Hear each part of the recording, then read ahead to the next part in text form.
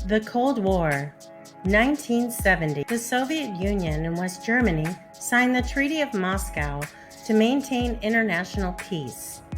Venera 7 is launched to go to Venus.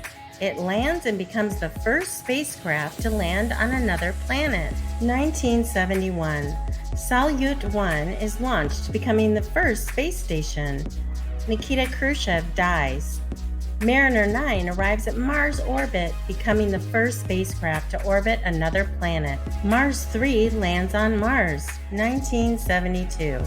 Biological Weapons Convention is signed, banning the production, development, and stockpiling of biological weapons. Strategic Arms Limitation Talks, SALT 1, agreement is signed between the U.S. and the USSR. Richard Nixon announces the beginning of a massive bombing campaign in North Vietnam. 1973. The Paris Peace Accords end American involvement in the Vietnam War. West Germany and East Germany are each admitted to the United Nations. 1974. The Moscow Summit begins. This is where the Threshold Test Ban Treaty was signed. This treaty prohibited underground nuclear tests of devices having a yield exceeding 150 kilotons after March 31, 1976. Gerald Ford becomes President of the United States upon the resignation of Nixon.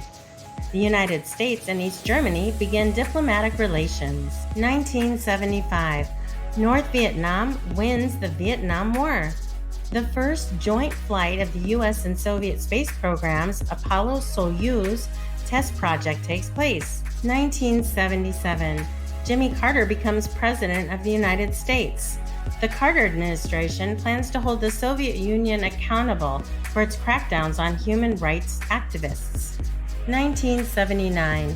The United States and China normalized diplomatic relations. President Jimmy Carter and Soviet Leonid Brezhnev signed the SALT II agreement.